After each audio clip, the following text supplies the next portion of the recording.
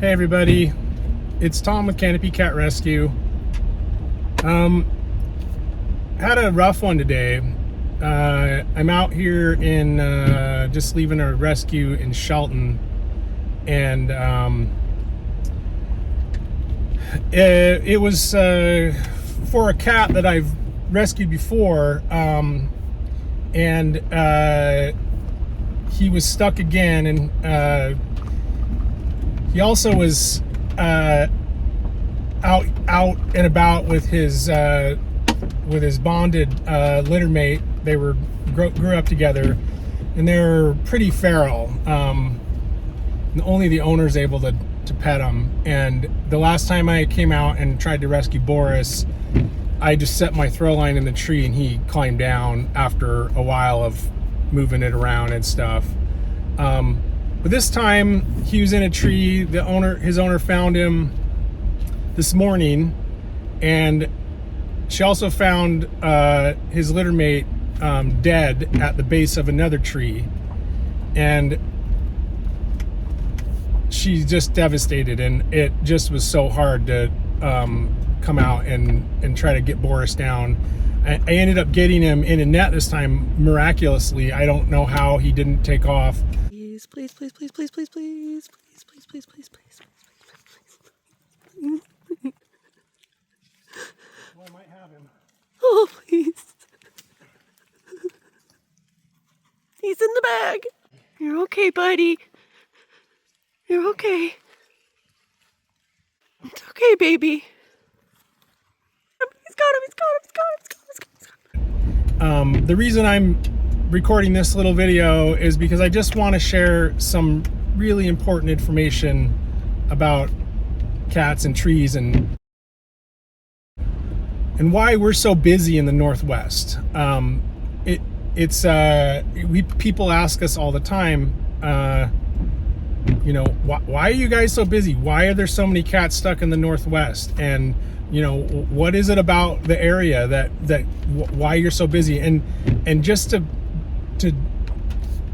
preface this, we rescue like over 800 cats a year, and we get another, I don't know, 500-600 phone calls, maybe more, where we don't get them, but the cats we get calls about the other cats stuck in trees. Sometimes they come down on their own, sometimes they jump or fall. Sometimes they don't know, they just show up the next day at their house, or later that a couple hours later or something. So why are we so busy in the Northwest? There's really one main reason that we are so stinking busy rescuing cats out of trees, and it's coyotes. It's coyotes, coyotes, coyotes. It's probably 90% of the reason why cats are stuck in trees in the Northwest. They're getting chased, and sometimes they can make it up into trees, sometimes they don't make it. So it's information that I share with everyone when I go out on a rescue, because I think it's really that important. Now, I'm not telling you have to keep your cats inside all the time. I keep mine inside because I do this every day, and I see these situations, and I don't want to be in one of those situations. I used to have an indoor-outdoor cat, and guess what? She got killed by a coyote. And we'd had her for like 11 years. And after that was it. We decided if we have more cats, we're going to keep them inside. And my cats now are indoor only cats, and they don't care. Now, would their life be more enriched if they could go outside and hunt birds and rodents and whatever? Like, maybe, but I also like birds, and I don't like cats killing our migratory songbirds. I think that birds are really cool, and they don't need to have another predator trying to kill them. But back to the coyotes thing, it really is that prevalent. People will argue with us. They'll say, no, it was probably something else. It was probably, people saw a cougar or a bear in the area, or they saw, they think maybe it was a raccoon or something like that. It's not. It's coyotes.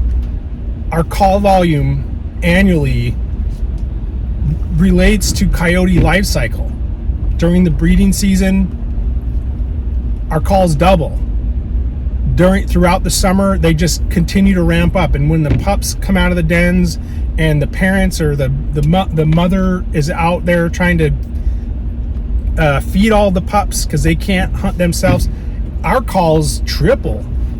We might do 80 rescues a month in the summertime, and then in the end of the summer, we find cats that are in trees but have puncture wounds. So we speculate that it's the coyote pups trying to learn how to hunt, and they miss. They bite the cat. Maybe the cat turns around and swats him in the face, and the cat goes up a tree, but it now has puncture wounds in its tail and its butt, and those get infected really easily. So this is just me ranting about this. I talk to so many people about it, and I just want to make sure everybody knows that that's why we're so busy.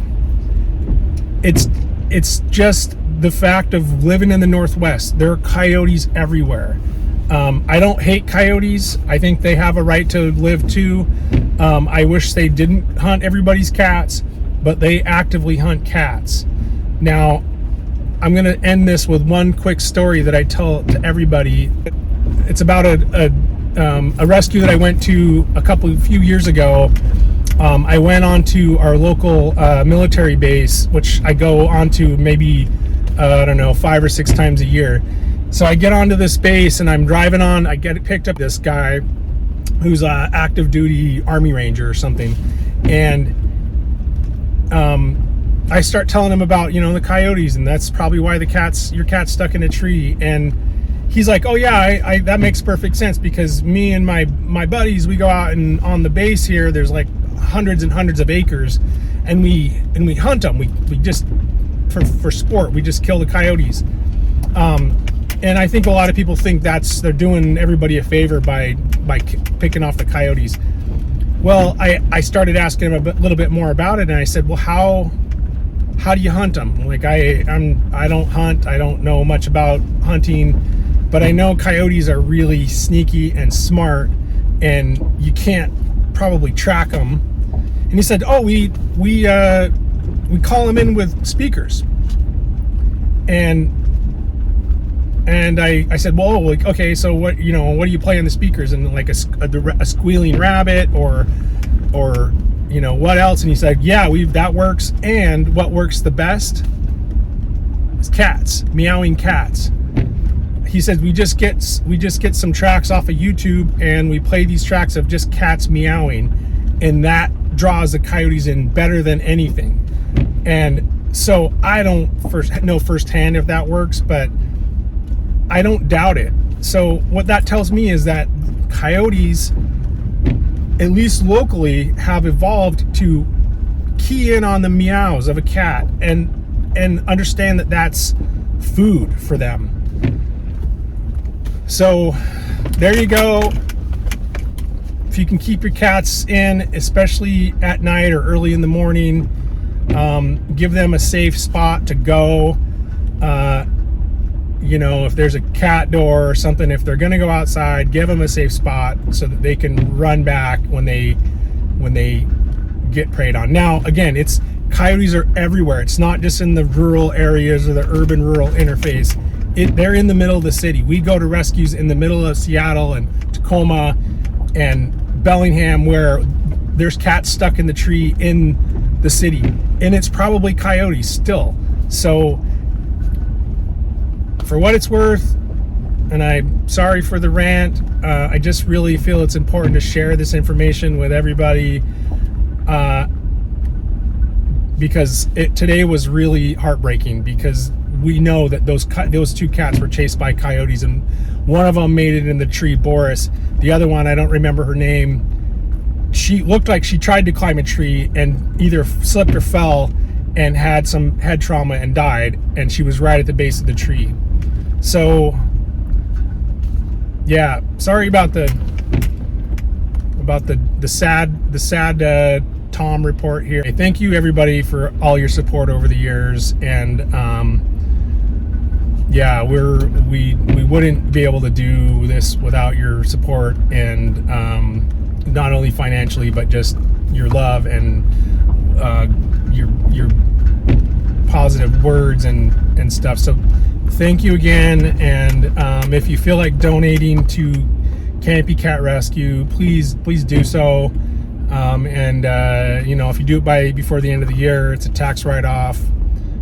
Just contact us for our tax ID number, and you can use it to reduce your tax burden. So thank you, and bye.